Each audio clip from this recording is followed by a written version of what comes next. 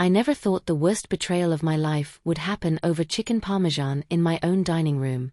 My name is Catherine, and I'm 63 years old. I raised my son alone after his father walked out when he was 7. I worked 2 jobs, bookkeeping during the day, cleaning offices at night, so he could have a decent childhood. I missed school plays because I was scrubbing toilets in corporate buildings. I wore the same 3 outfits for years so he could have new sneakers. And when he looked at me with those big brown eyes and told me he wanted to go to college, I remortgaged my house without a second thought. If you've ever sacrificed everything for your child, only to watch them turn into someone you don't recognize, then you know the particular kind of heartbreak I'm talking about. And if you're watching this from somewhere in the world where family still matters, drop a comment and let me know where you're from. I need to know there are still places where loyalty means something. But I'm getting ahead of myself. Let me tell you how it all started, because the story you think you know isn't the whole truth. Not even close. And if you want to hear more stories about what happens when family takes you for granted, check the description box below. Trust me, you're going to want to hear what comes next. My son, Daniel, married Ashley when he was 26. I liked her at first, I really did. She was pretty in that effortless way, blonde hair always perfectly styled, clothes that looked expensive even when they weren't. She laughed at my jokes and called me Mom Catherine with this sweet little lilt in her voice. I thought finally, my son has found someone good. Someone who'll appreciate him the way I do. The wedding cost $42,000. I paid for $30,000 of it. Ashley's parents contributed the rest, though they made sure everyone knew about their generous gift. I didn't mind. I was just happy to see Daniel happy. He looked so handsome in his tuxedo, and when he hugged me during the mother-son dance, he whispered, "I couldn't have done any of this without you, Mom." I cried. Of course I cried. I thought it was the beginning of something beautiful. That was 15 years ago. 15 years of watching my savings account drain like water through a sieve. It started small. Daniel would call, sounding stressed, and mention that rent was due and they were a little short. 500 here, 800 there. Then it was the down payment on their first house. I gave them $25,000. Then Ashley needed a new car because hers wasn't safe anymore, even though it was only 4 years old. Another $15,000. Then there were the vacations they needed to reconnect after stressful work periods. The furniture. The renovations. The private preschool for my granddaughter, Emma, because public school just wasn't the right environment. I kept telling myself it was temporary, that they'd get on their feet, that families help each other. But somewhere along the way, their gratitude turned into expectation. The phone calls became demands. "Mom, we need this by Friday." "Mom, can you cover this? We'll pay you back." They never paid me back. Not once. And I let it happen because I was afraid. Afraid that if I said no, I'd lose them. Afraid I'd never see Emma grow up. Afraid of being that bitter old woman who chose money over family. So I kept writing checks and transferring funds, watching my retirement account shrink year after year. But the worst part wasn't the money. It was the way they looked at me. Or rather, the way they stopped looking at me. I became invisible unless they needed something. Ashley stopped calling me Mom Catherine. She just called me Catherine now, sometimes not even that, just she or her when talking to Daniel. Did she send the check yet? Can you ask her about the car insurance? I'd show up to their house unannounced sometimes, just desperate to see Emma. Ashley would answer the door with this tight smile, the kind that doesn't reach the eyes, and say they were just about to head out. I'd catch glimpses of my granddaughter in her expensive clothes, playing with toys I'd bought, living in a house I'd helped pay for, and she'd barely know who I was. 7 years old, and she called me Grandma Catherine, like I was some distant relative she saw twice a year. Last Thanksgiving, I brought a homemade apple pie, Daniel's favorite since he was a kid. I'd gotten up at 5 in the morning to make it from scratch, using my mother's recipe. Ashley took it from my hands at the door and said, "Oh, you didn't have to do that. We already have dessert from the bakery." She set it on the counter, still in the dish, and I watched it sit there untouched all evening. When I left, it was still there. They probably threw it out the next day. That night, I went home to my small apartment. I'd sold my house 3 years ago to help them through what Ashley called a temporary rough patch, and I sat in the dark for hours. I looked at my bank statements on my laptop, the numbers glowing in the darkness like an accusation. I'd given them over $370,000 across 15 years. My retirement was gone. I was still working at 63 because I couldn't afford to stop. And for what? The really pathetic part was that I kept hoping. Kept thinking that maybe, just maybe, they'd wake up one day and remember who'd been there all along. That Daniel would remember the mother who raised him. That Ashley would see me as more than an ATM machine. That Emma would know her grandmother loved her. I should have known better. I should have seen what was coming.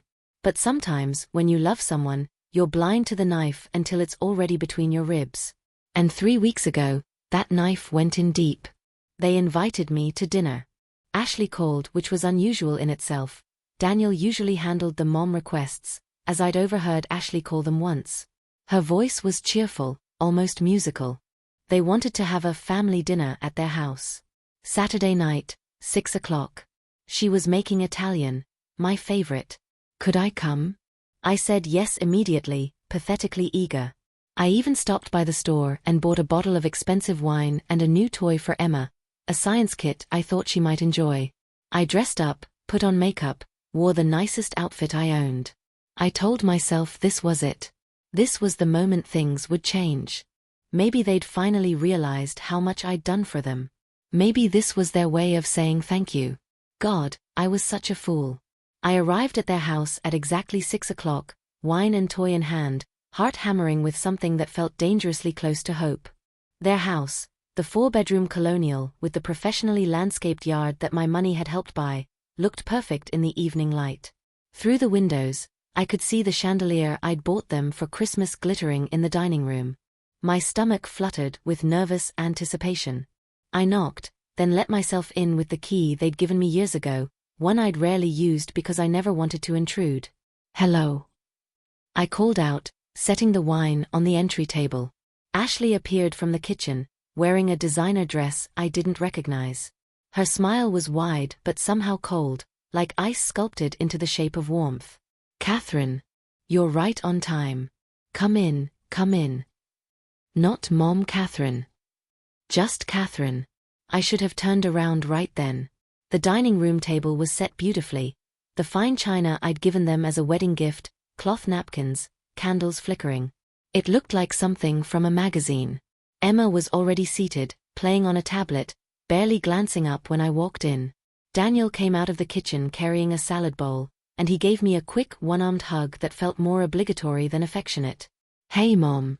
Glad you could make it. I wouldn't miss it, I said, trying to ignore the way my voice cracked with emotion. It smells wonderful in here. We sat down, and Ashley brought out the food. Chicken parmesan, garlic bread, pasta. My favorites, like she'd promised. For a few minutes, it felt almost normal. We passed dishes around. Daniel asked about my job. I asked Emma about school. Ashley poured wine into everyone's glasses, filling mine particularly high. But there was something off. A current of tension running underneath the pleasant small talk. Daniel kept glancing at Ashley. Ashley kept smiling that frozen smile. And then I noticed there was someone else at the table, a man I'd never met, sitting at the far end. Mid-30s, wearing an expensive suit, watching me with an expression I couldn't quite read. Catherine, this is Brandon, Ashley said, gesturing with her wine glass. He's a financial advisor. We've been working with him. Financial advisor. My stomach dropped. Oh, that's nice. Brandon nodded at me, professional and distant. Pleasure to meet you, Mrs. Halloway. If you've ever walked into a room and suddenly realized you're not a guest but a target, you know the feeling that washed over me then. If you're still watching, hit that subscribe button. You're going to want to see where this goes. And check the description box for more stories about family betrayal, because trust me, this is just the beginning. We ate in tense silence for a few minutes. I couldn't taste anything. The food stuck in my throat like sawdust. Emma was still absorbed in her tablet, wearing headphones now. She hadn't said a word to me. Not one word. Finally, Ashley set down her fork with a deliberate click against the china. She picked up her wine glass and stood, and my heart began to pound. This was it. The moment I'd been waiting for. She was going to say something nice. She was going to thank me. She was. "I'd like to make a toast," Ashley announced, her voice carrying through the dining room with crystal clarity. I lifted my own glass with trembling hands, a smile already forming on my face. "To the woman who funds everything but will never truly be family." The words hit me like a physical blow. I actually gasped, my wine glass frozen halfway to my lips. Ashley was still smiling, but it was vicious now, all pretense dropped. She took a long, slow sip of her wine while maintaining eye contact with me, watching me shatter. Daniel looked down at his plate. Just looked down. Didn't defend me. Didn't say a word. Brandon, the financial advisor, shifted uncomfortably but stayed silent. Emma, thank God, was still lost in her tablet, oblivious to what was happening. I couldn't move. Couldn't speak. Couldn't breathe. The room spun around me, and all I could hear was that sentence echoing in my head, "We'll never truly be family." Ashley sat back down gracefully, crossing her legs, looking satisfied. "We asked you here tonight because we need to have an honest conversation, Catherine. About boundaries. About expectations." I finally found my voice, though it came out as barely a whisper. I don't understand." "We think it's time you stopped treating our family like a charity case," Ashley continued, her tone brisk and businesslike now, like she was conducting a meeting. "Brandon has helped us create a financial plan, and part of that plan involves establishing independence from external support. We appreciate everything you've done, of course, but we're adults. We don't need you swooping in every time with your checkbook, making us feel indebted." Making them feel indebted. I'd given them nearly $400,000, and she was acting like I was the problem. Like I was smothering them with unwanted generosity. Daniel finally spoke, his voice quiet. "Mom, we just think it's better this way. For everyone." "Better?" I repeated, the word bitter on my tongue. "Better for who, exactly?" "For our family unit," Ashley said firmly. "Emma needs to see her parents as providers, not watch her grandmother constantly bailing us out. It sets a bad example." A bad example.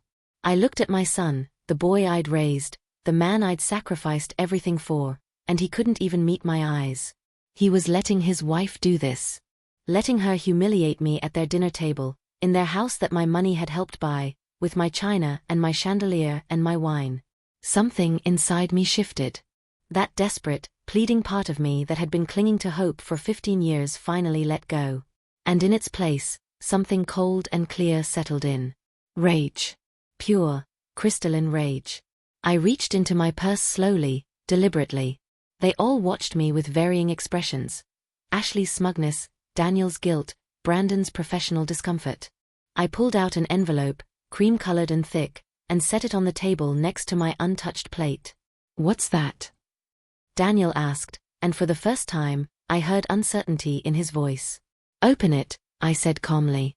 He reached for it with shaking hands, pulled out the papers inside. I watched his face as he read, watched the color drain from his skin, watched his eyes go wide with horror. His mouth opened and closed silently, like a fish drowning in air. "Mom." He breathed, looking up at me finally, really looking at me for the first time in years. "Please tell me this isn't what I think it is." The papers in Daniel's hands were shaking now, making the legal text dance in the candlelight. Ashley leaned over to read them, her smug expression melting into confusion, then shock, then something approaching fear. "What is this?" she demanded, her voice sharp. "What did you do?" "I took your advice," I said quietly, surprised by how steady my voice sounded. "I established boundaries." Those papers represented 6 months of work. 6 months of phone calls with lawyers, accountants, and a private investigator I'd hired with the last of my savings. 6 months of piecing together every transaction, every loan, every temporary gift that had drained my accounts dry. And 6 months of discovering things about my son and daughter-in-law that made me feel like I didn't know them at all. You see, about half a year ago, Right after that Thanksgiving with the discarded pie, I'd been scrolling through Facebook late at night, unable to sleep, and I saw Ashley's posts. Pictures from their vacation to Hawaii that I'd helped fund. Ashley in a designer bikini, holding a cocktail, captioned, "Living our best life." More pictures from expensive restaurants, shopping trips, a weekend in Napa Valley. All of it within the same month I'd given them $8,000 because they claimed they were behind on the mortgage. That's when something clicked. I started paying attention. Really paying attention. I hired a private investigator named Robert Chin, a retired police detective who specialized in financial fraud. It cost me $3,000 I couldn't afford, but it was the best money I ever spent. What he found made me physically ill. For the past 5 years, Daniel and Ashley had been living far beyond their means, but not because they were struggling. Daniel made $90,000 a year as an IT manager. Ashley made $70,000 as a marketing director. Combined, they brought in $160,000 annually. They weren't poor. They were greedy. Every time they told me they were struggling, they were lying. The mortgage was never behind. My investigator confirmed that with public records. They'd been taking my money and spending it on luxuries. Vacations. Designer clothes. A boat they kept at a marina 40 miles away that I didn't even know existed. A timeshare in Cabo. Ashley had a collection of handbags worth over $30,000. Daniel had a vintage motorcycle collection stored in a rented garage. They'd been using me like a personal ATM machine while building a lifestyle they couldn't afford on their own, never intending to pay me back, never even feeling guilty about it. And that toast at dinner? That wasn't spontaneous cruelty. That was them trying to cut me off before I figured out the truth. But I'd already figured it out. And I'd been planning my response. The papers Daniel was holding were loan agreements. Legally binding loan agreements, backdated and notarized, for every significant amount I'd given them over the past 10 years. $25,000 for the house down payment. $15,000 for Ashley's car. $12,000 for the kitchen renovation. $8,000 for the Hawaii trip. On and on, every transaction I could document, now classified as loans with a 5% annual interest rate. My lawyer had been thorough.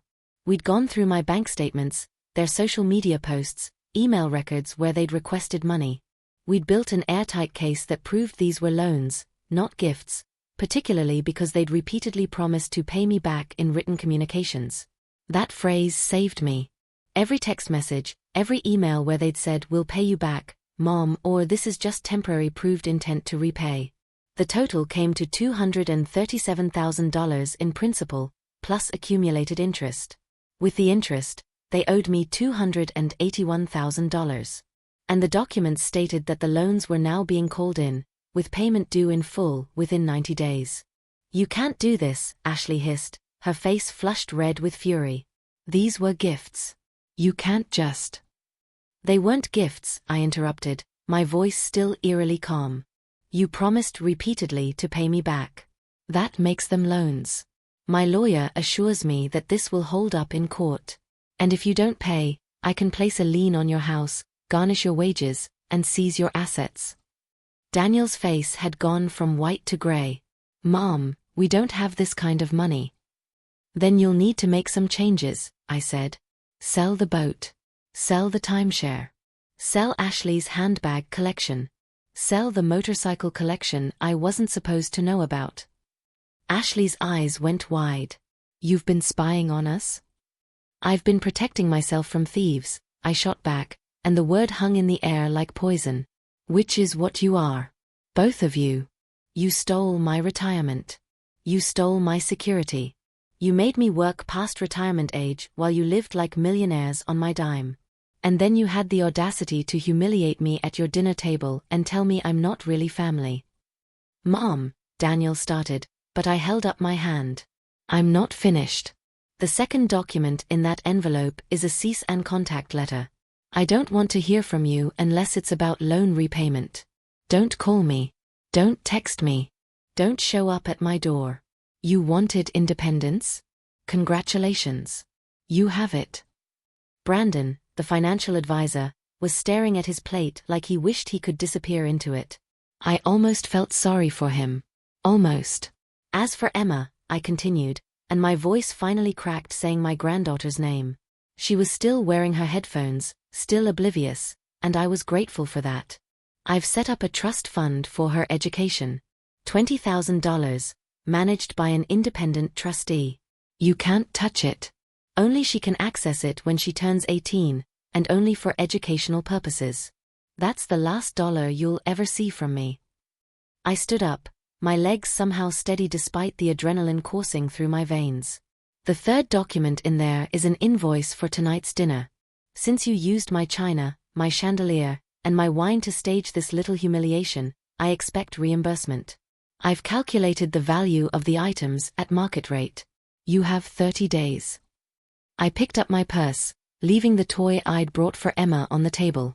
Maybe someday she'd be old enough to understand. Maybe someday she'd wonder about the grandmother who'd disappeared from her life. But I couldn't keep breaking my heart hoping for a relationship they'd never let me have. Ashley was on her feet now, shaking with rage. You vindictive, bitter old woman. After everything After everything you've done? I interrupted. You've used me. You've lied to me. You've humiliated me. And tonight, you tried to break me. But here's what you didn't count on, Ashley. I survived an abusive marriage.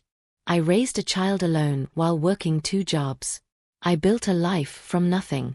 You think you can break me with words and cruelty? I've survived worse than you could ever imagine. I looked at Daniel one last time. My son. My baby boy who used to hold my hand crossing the street, who used to bring me dandelions and call them roses, who used to tell me I was the best mom in the world. I loved you more than anything, I said softly. I would have given you everything. I did give you everything. But you turned my love into a weapon against me. You took my sacrifices and called them burdens. You took my generosity and called it interference. So now you get exactly what you asked for, a life without me in it. Check the description box below for more stories like this one. Because I promise you, what happened next surprised even me. I walked out of that house with my head high, got into my 15-year-old car, and drove 3 blocks before I had to pull over. Then I sobbed until I couldn't breathe, until my chest hurt, until I had nothing left inside me but emptiness. But here's what I learned in the weeks that followed. Sometimes emptiness is better than being full of poison. Sometimes losing everything means you finally have room to build something real. Daniel called the next morning. 17 times. I didn't answer. Ashley sent a barrage of texts, some angry, some pleading, some threatening legal action. My lawyer responded to those. A week later, they hired their own lawyer, trying to argue that the loans were actually gifts. My documentation was too strong.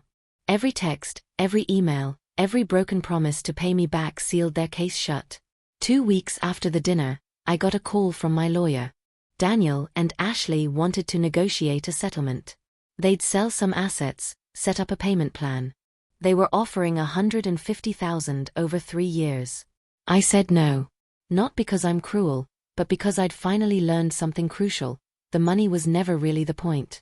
The money was just how they kept score, how they measured my worth to them. If I settled for less, if I let them off easy, I'd be telling them that their behavior was acceptable. That they could humiliate me, use me, discard me, and still get away with it. So I said no, and I meant it. They were forced to sell the boat. The timeshare. Ashley's handbag collection went to a consignment shop. Daniel's motorcycles were sold at auction. They had to downsize Emma's private school to a public magnet program, which, ironically, had better test scores anyway. They couldn't afford their lavish lifestyle anymore, and I heard through mutual acquaintances that they were struggling. Good. Let them struggle. Let them learn what it means to live within their means, to work for what they have, to understand that money doesn't grow on mothers who've been squeezed dry. But the real revenge, the one I didn't plan and didn't expect, came 3 months after that dinner. I got a call from Emma's school. Not from Daniel or Ashley, from the school counselor. Emma had been asking about me in class, had written a story about her grandmother for a creative writing assignment. The counselor had noticed that Emma spoke about me in past tense, like I was gone, and wanted to know if I'd passed away. I explained the situation briefly, professionally. The counselor was quiet for a moment, then asked if I'd be willing to speak with her in person. There were some concerns about Emma's home environment. What I learned in that meeting broke my heart in a completely different way. Emma had been telling teachers that her parents fought constantly about money now. That her mother cried a lot. That her father spent hours on the phone with angry-sounding people. The school had noticed Emma becoming withdrawn, anxious, her grades slipping. The counselor asked carefully if I'd be interested in seeing Emma, in being part of her life again, even if her parents weren't. She explained that grandparent visitation rights existed in our state, especially when it could be proven that a relationship had existed and that maintaining it was in the child's best interest. I thought about it for a long time. I could let it go. I could walk away completely, protect myself from any more pain. Or I could fight for my granddaughter, the innocent victim in all of this, even if it meant dealing with her parents again. I chose to fight. It took 4 more months and another lawyer, but I won grandparent visitation rights. Court-ordered, 2 Saturdays a month, no interference from Daniel or Ashley allowed. The judge had looked at my documentation, not just the financial records, but the photos I'd saved, the birthday cards I'd sent that Emma never received, the gifts that had been donated or sold without her knowledge, and ruled in my favor. The first Saturday I picked up Emma, she was shy, uncertain. She barely remembered me. Ashley had handed her over at the door, with a face full of fury and resentment, but she couldn't say a word. Court order. I took Emma to the park. We got ice cream. I didn't try to explain what had happened or turn her against her parents. I just spent time with her, let her talk about school and her friends and her favorite shows. And at the end of the day, when I dropped her back off, she hugged me and asked when she'd see me again. 2 weeks, I told her. I'll be here in 2 weeks. Promise? She asked, and something in her voice told me that promises had been broken before in her short life. I promise, I said. And I always keep my promises. That was 8 months ago. Daniel and Ashley are still making payments on the loan. They managed to negotiate a 5-year payment plan after selling nearly everything. They're living like normal people now, within their means, and I've heard Daniel picked up a second job as a freelance consultant. Ashley deleted her social media accounts, unable to face the questions about their suddenly modest lifestyle. I don't feel sorry for them. I won't apologize for protecting myself. But I also don't feel the burning rage I felt that night at dinner. What I feel now is something quieter, something almost like peace. Emma and I are building a relationship slowly, carefully. She started calling me grandma again, without the distance in her voice. Last month, she told me she wanted to be a scientist when she grows up, and I remembered the science kit I'd bought her that night, the one I'd left on their dining room table. I bought her another one, and we spent a whole Saturday afternoon building a volcano in my kitchen. I'm 64 now. I'm still working, still rebuilding my savings, still living in my small apartment. But I'm not funding anyone else's fantasy life anymore. I'm not setting myself on fire to keep other people warm. I'm not measuring my worth by how much money I can give away. And here's what I want you to understand, whoever you are watching this: love isn't supposed to bankrupt you. Family isn't supposed to bleed you dry. Sacrifice is beautiful when it's reciprocal, when it's appreciated, when it's honored. But when sacrifice becomes exploitation, when love becomes leverage, when family becomes an excuse for abuse, that's when you have to walk away. I don't regret helping Daniel and Ashley in the beginning. I don't even regret giving them as much as I did. What I regret is not setting boundaries sooner. Not valuing myself enough to say no. Not recognizing that their love had conditions while mine never did. That dinner was the worst night of my life and the best thing that ever happened to me. It showed me who they really were. It forced me to finally see what I'd been refusing to acknowledge. And it gave me the push I needed to reclaim my life. If you're in a situation where someone is taking advantage of your generosity, where your love is being used as a weapon against you, where family is draining you dry, please learn from my mistake. Set boundaries before you have nothing left to give. Value yourself enough to walk away from people who don't value you. And understand that sometimes, the most loving thing you can do is stop enabling the people who are destroying themselves and you in the process. Last Saturday, Emma and I were baking cookies in my kitchen. She looked up at me with chocolate chips on her fingers and asked, "Grandma, why didn't I see you for so long?" I could have lied. I could have made excuses. But I've learned that honesty, even painful honesty, is a gift we give the people we love. Sometimes, I told her, grown-ups make mistakes. And sometimes we have to make really hard choices to protect ourselves. But I want you to know that I never stopped loving you, not for one single day. She thought about that for a moment, then nodded seriously. Mom and Dad fight about you sometimes. Mom says you ruined everything. Dad gets really quiet. What do you think? I asked her. She looked at me with those serious eyes, Daniel's eyes, the same ones that used to look at me with pure love before the world complicated everything, and said, "I think you're my grandma and I love you. That's all the revenge I need anymore. Not the money they're paying back, not the lifestyle they lost, not the humiliation they felt when they realized I wasn't going to be their doormat forever. Just this, my granddaughter knowing she's loved. My granddaughter having one stable, honest person in her life who won't use her or manipulate her or teach her that love is transactional. I'm teaching her that love is unconditional, but respect has to be earned. I'm teaching her that generosity is beautiful, but boundaries are necessary. I'm teaching her that family is important, but not at the cost of your own dignity and well-being. And maybe someday when she's older, she'll understand the full story. She'll understand what her parents did, and what I had to do to survive it. Maybe she'll judge me for it. Maybe she'll judge them. Or maybe, and this is what I hope for, she'll learn from all of us. She'll learn to be generous without being a doormat. To be loving without being exploited. To be family-oriented without losing herself. As for Daniel, I don't know if we'll ever have a real relationship again. He's been trying lately, showing up when he picks up Emma, trying to make small talk. Last week, he tried to apologize, but Ashley was in the car, and she honked the horn before he could finish. The look on his face told me everything I needed to know. He's trapped in a prison of his own making, married to a woman who'd rather burn bridges than admit she was wrong. I feel sorry for him sometimes.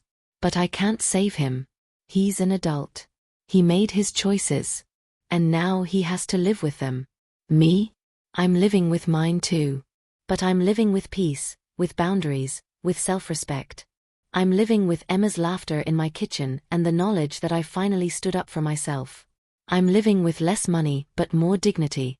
Less family but more authenticity. And if you're wondering whether revenge is sweet, I'll tell you this, it's not sweet. It's necessary. It's not about making other people suffer. It's about refusing to suffer yourself anymore. It's about taking back your power from people who've been wielding it against you. It's about saying enough when everyone expects you to say, of course. So yes, I took everything from them. But only because they'd taken everything from me first. I just had the audacity to ask for it back. If this story resonated with you, if you've been in a situation where family took you for granted or love became a weapon, check the description box below for more stories about taking back your power and standing up for yourself. Sometimes the people who are supposed to love us the most are the ones who hurt us the deepest. But that doesn't mean we have to keep bleeding for them. Thank you for listening to my story. I hope it helps someone out there realize that it's never too late to choose yourself. It's never too late to set boundaries. It's never too late to say no. And it's never too late to start over.